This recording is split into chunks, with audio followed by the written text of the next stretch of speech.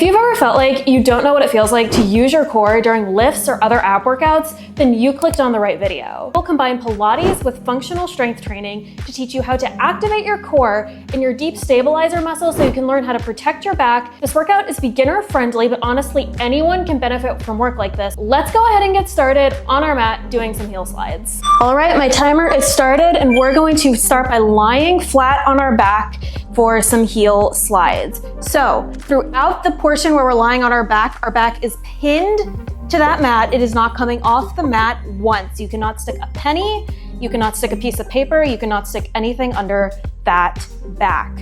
We are going to just slide one heel out, one at a time, like so. So, core activation.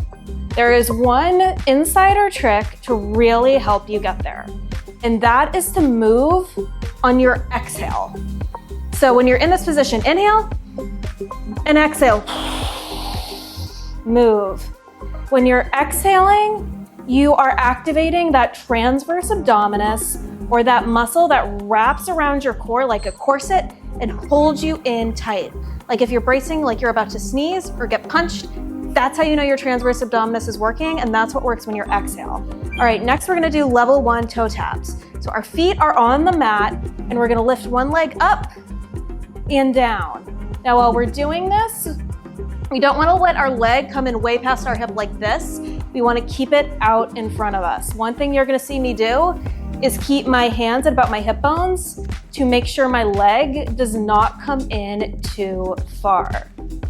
Now, the way I've structured this workout, we kind of are working on our back, on all fours, on our side, and as we move through each range of motion, it's gonna get progressively harder. So if one motion we're doing is too hard for you, go back to the next one. So if this is hard for you to move on the exhale and keep that back pinned to that mat, go back to those heel slides. There's nothing wrong with that because then you'll just get that repetition of doing the heel slides again. We're gonna do some knee fall outs. So again, our back is pinned to that mat. The inside arches of our foot are together, and we're going to have our knees fall out to the side and come back in. Inhale, exhale on the bulk of that range of motion. So like in our heel slides, our back is pinned to that mat. It's not coming up. I cannot stick a penny, a feather, anything underneath. Our hips are in a straight line, and we're trying to do the bulk of that movement on our exhale. So we brace our core like we're about to sneeze, like we're about to get punched, like we're in Slytherin, and we're trying to time that exhale so we activate the transverse abdominis in addition to our rectus abdominis. Our abs only have two muscles, our rectus abdominis and our transverse abdominis, and we're trying to work both at the same time.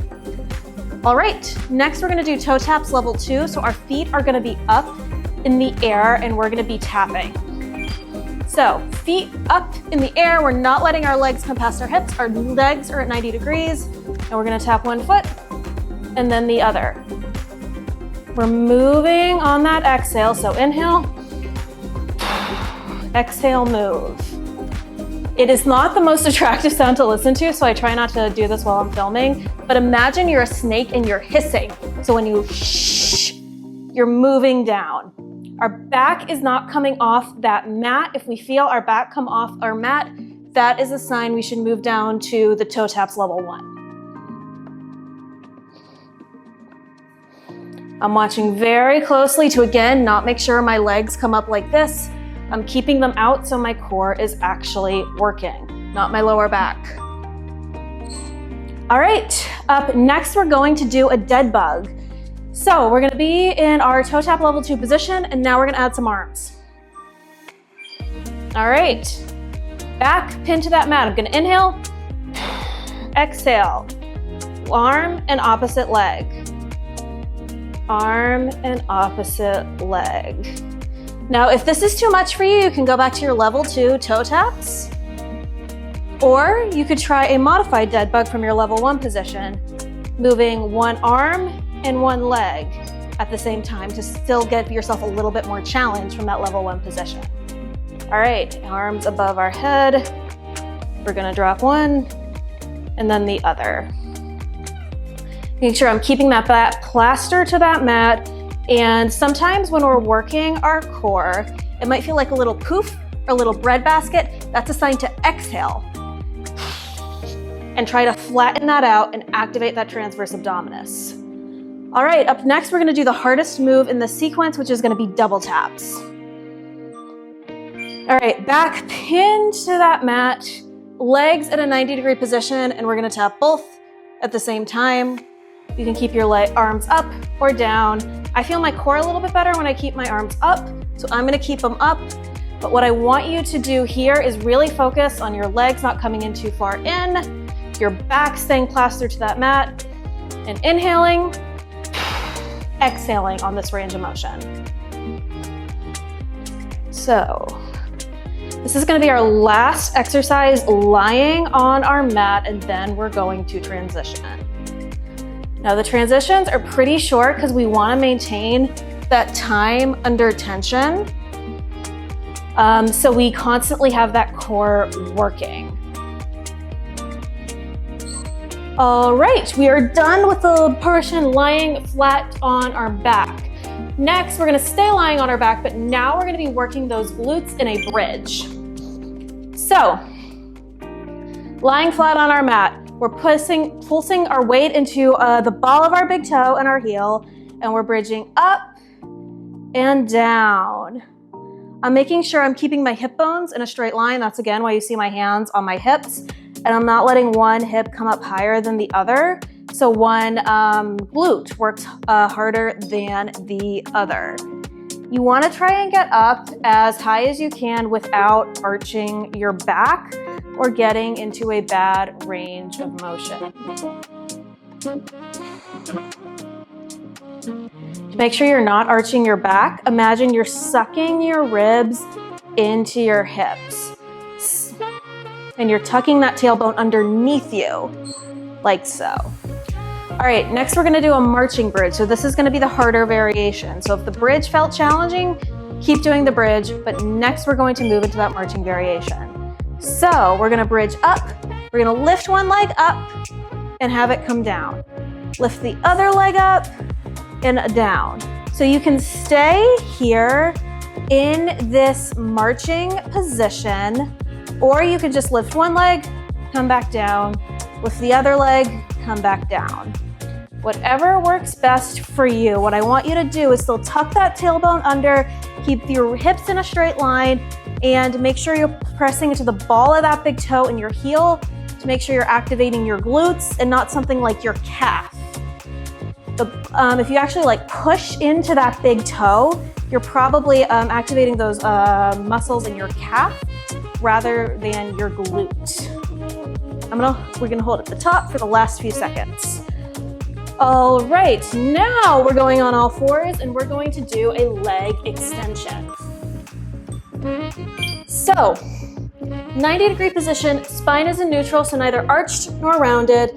I'm going to stick my left leg back behind me and come in. Now, while I'm sticking my leg out behind me, I'm keeping my hips in a straight line. And a way to see if I'm doing that is if my nose and my belly button are in a straight line.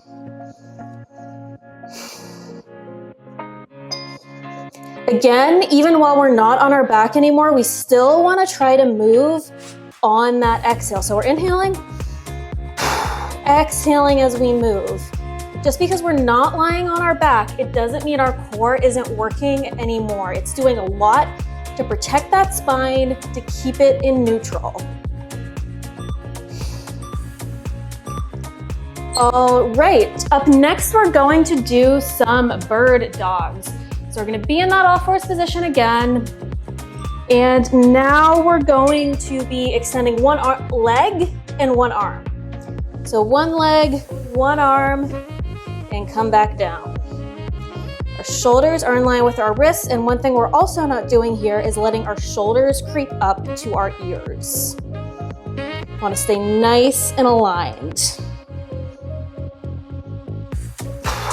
If you want to make this a little bit harder and do a little bit more core stability, try tapping your opposite shoulder when you come down and not move your torso while you're doing it. So if you're tapping, you're not jutting off to one side or the other. You have about 10 more seconds left.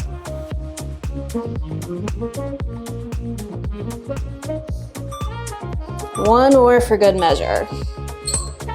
All right, next we're going to do a bear crawl hover plus a shoulder tap. So that shoulder tap was cluing you in a little to the next exercise. All right, so we're going to have hands and wrist, shoulders in a straight line, spine in neutral. We're gonna lift up to a bear crawl. We're gonna hold for 5 seconds. 5, and now we're gonna tap without moving our torso. Back up.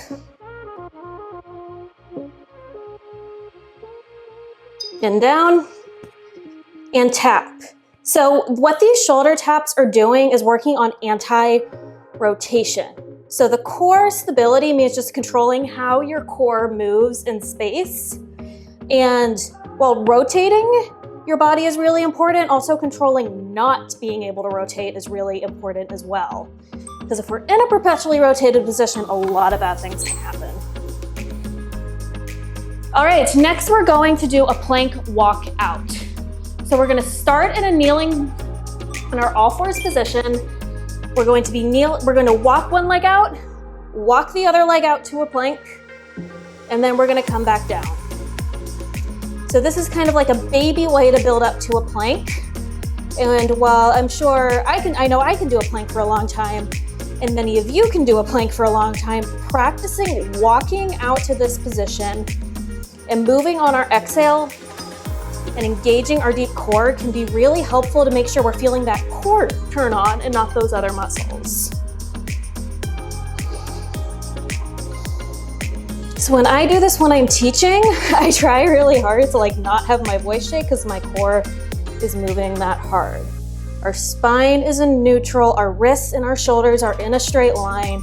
We're keeping our butt and our spine in a straight line as well. All right, next we're gonna do plank knee ups.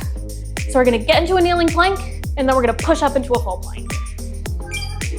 So kneeling plank, if this is too much for you, hold that. If not, knee up into a real plank and hold. Back down to our mat. Inhale, exhale in that range of motion. Again, if this is too difficult for you, you have a couple of options. One, you can go back to the plank walkout, which is a little bit slower, or you could try that bird dog again.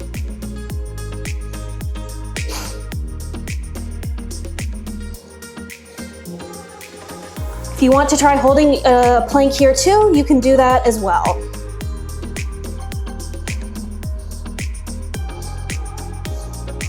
All right, 3, 2, 1. Alrighty, now we're going to move on to the side lying portion of this workout. So next we're gonna be working our right side and we're gonna be doing a fire hydrant. So this is gonna be working our glute. Our knees, shin, and ankle are in a straight line and we're gonna lift up and not out. So I'm not opening my hip up like this. I'm keeping it in a straight line as I move it up. You should feel this in your outer glute. You should feel this, your core working to keep your hips in a straight line. You shouldn't really feel this elsewhere. If you aren't feeling this, which I know is really common, check if your hips are in a straight line and also check what your shin is doing. Your shin and your heel should be parallel. If they aren't parallel, then try to limit your range of motion to keep them in a straight line. All right, up next, we're going to do a kneeling side plank. So again, hips are in a straight line, knees, ankles, feet in a straight line, elbow and shoulder in a straight line, and we're gonna press up and down, up and down, up and down. Now you could do this from your toes, if that's what feels good for you today. For a workout like this, while I know I can do it from my toes, sometimes I like to do this from my knees. So this feels really restorative and I know my core is working. I'm activating the right muscles and I'm not letting the strongest parts of my shoulder or my back work rather than my core. So just because you can do a harder version of an exercise doesn't mean you always should if you're worried about your movement patterns and your alignment. There can be a lot of benefit in making sure you have the easy stuff done down 100%. All right, next we're gonna do a side plank march. So this is the more complicated variation. So knees, hips, everything in a straight line. We're gonna side plank up, then we're gonna march this top leg up and come back down. We're gonna march and come back down. It's kind of like we have a pulley between our hand and our knee, and we're trying to get them to touch. So we're adding a little bit more crunching for that right oblique, as this left side works really hard to support us. Now, if this is too hard, try doing the side plank, or you could just try doing it like this to practice that movement as well. There's a lot of ways you can modify this, and again, if you have to go down to the easier modification, there's nothing wrong with that, because that's a good way for you to build repetition and build up strength. All right, we're gonna do that same exact sequence on the other side.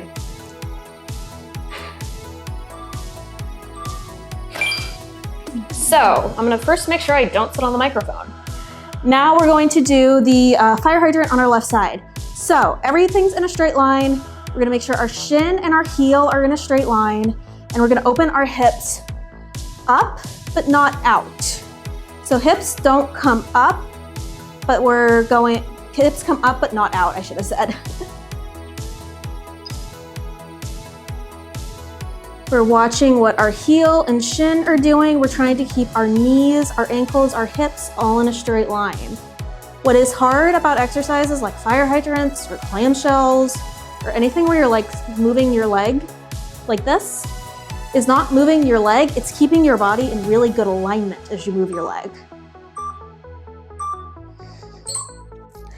All right, next we're going to do a side plank on this right side. So, side plank. Knees, shins, heels in a straight line. We're gonna lift up and come down. Up and down. We're fighting to keep those hips in a straight line. We're keeping our shoulder in line with our elbow. We're not letting those shoulders creep up towards our ears. So like a lot of these movement patterns we saw in our all fours portion of this workout, we're seeing again in this portion of the workout as well.